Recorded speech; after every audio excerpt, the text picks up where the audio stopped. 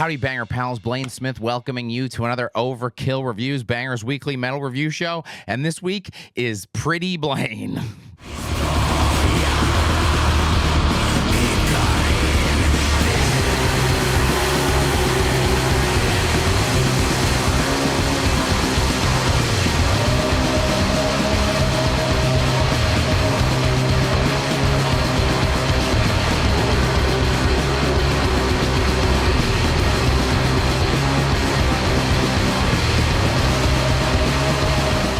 I get to review the new album by ORANSSI PAZUZU called Muuntautuja. I don't know, your guess is as good as mine on that one. It came out October 11th on Nuclear Blast.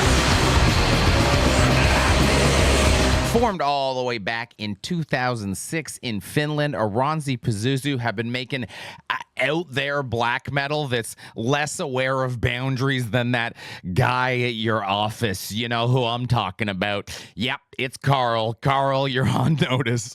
Their past 5 releases have been a delight to fans, wowed critics, and infuriated some black metal chuds for sure. Can they keep it up for 6, or are we going to finally have to wander around the festival going, don't take the ORANSSI PAZUZU Muuntautuja acid. The ORANSSI PAZUZU Muuntautuja is a bad trip. Do not take the ORANSSI PAZUZU Muuntautuja acid. Now that every Finnish person in the audience wants to kill me, let's start the review. ORANSSI PAZUZU have always been a band that exemplifies why it's great to have broad musical tastes. From the performer side, it's pretty obvious how it benefits the band with their deft ability to blend so much into a record that still feels black metal, despite being the act that might get the furthest away from the core than any other. From a listener side, I love watching a certain type of person not giving this band their due, because it's usually pretty clear they're doing some internal arithmetic on, oh no, is this too hipster? Am I allowed to like it or something? For me, I just look forward to every new release because it's always a really rad record, but the diversity they mix in to create their unique soundscapes always dislodges some weird memory from me from some act from outside of the metal world, and it's a fun little trip. There's a peculiar sense of nostalgia to their sound that really helps me get into the zone for things. It gives a Lovecraftian vibe where it's like some evil entity pulling at the edges of my mind. On the second to last track of Muuntautuja, I don't know, how the hell am I supposed to pronounce this thing? I feel like Mr. Kruger.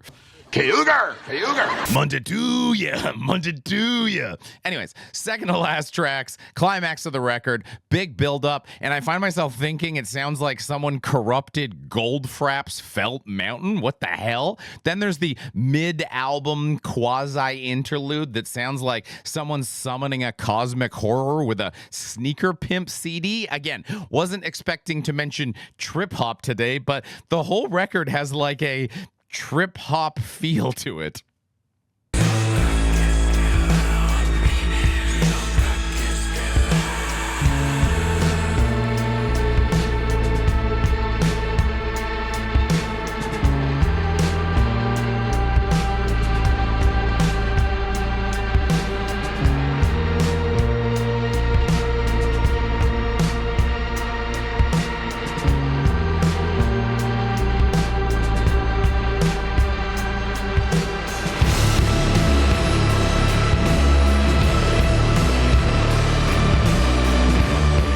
Guys certainly aren't the only band who have attempted something like this, but outside of, say, I don't know, Blue Dust Nord, there aren't many who've managed to, you know, make it work, actually sound good, make people want to buy it. If I had to narrow it down to one reason that's especially exemplified on the album, I'm not trying to say the name anymore. It's not funny. It's annoying. It's too far. I've gone too far with it. It's the album now.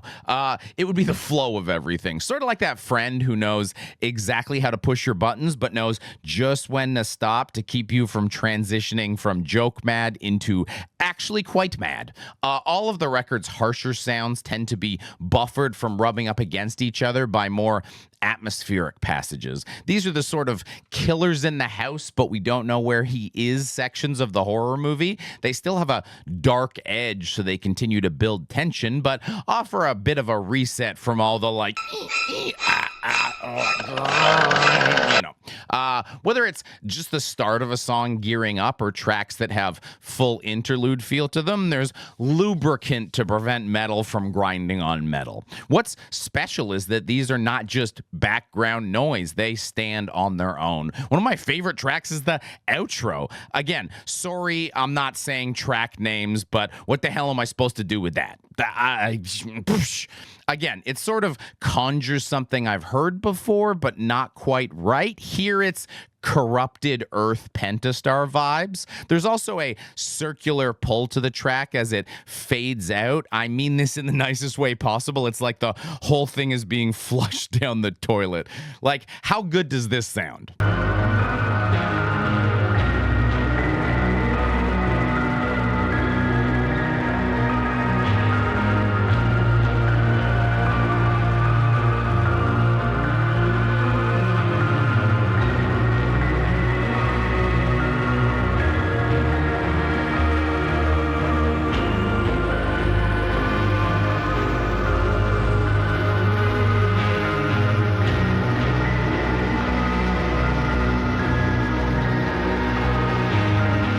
Do miss the days when there would be some straight up black metal in the mix. Just like Blue Dust Nord, they are exceptional at finding these new places to take the genre and their sound, but they're also just as able to create really, really high quality conventional sounds too. I get they're probably more excited about these new vistas, but come on, give me a little taste, just a little nibble.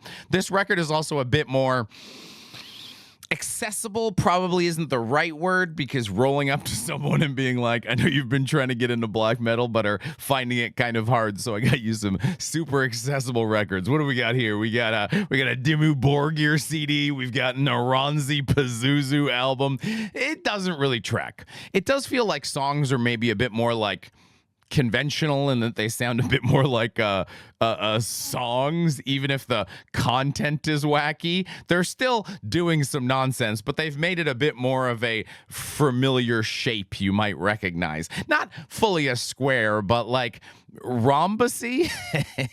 Rhombusy. You know what might not be squared up though? Your home security. Have you heard about Simply Simpson? Hey, this is that evergreen gag where I pretend to do an ad and then go, no, wait, I don't have to do an ad. Y'all support us on Patreon to give us the money to make this content, and then I don't have to talk to you about your home security. If you like what we do, toss us a couple bucks on Patreon. It allows us to, not have to be looking for sponsors and stuff here. And if you don't have the bucks to spare, we totally understand. Just to subscribe, like, and comment goes a long way. So thanks. Back to the review. If I had to pick my number one highlight, though, it's Korjak's drumming. I know, man, a whole section dedicated to just drumming. Gonna have to stretch it a bit. Gonna have to toss in a gag clip or two or something. No way. Come on. Light it up. Be cool. That's it. Just keep it up. Pretty soon you'll be just like all the other robots. What the hell was that? That didn't have anything to do with what I was talking about.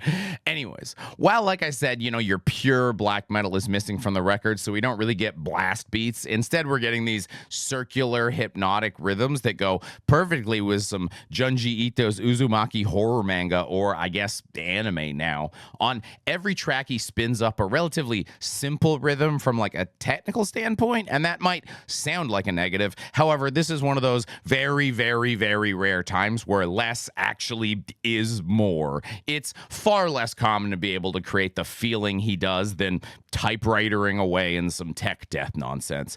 All his work is stellar from an atmosphere perspective, with every bit of it completely hypnotizing you and drawing you into tracks. It's such a big contributor to the compelling yet unsettling atmosphere of the record, and it pairs perfectly with the really bang-up job on the album art that Jenna Hapa Harju. Sorry, Jenna. I'm sure me saying your last name sounds like stray cats banging in the street. Now, if we can just get them to get a new logo, we're set. God, I hate you, you dumb bird.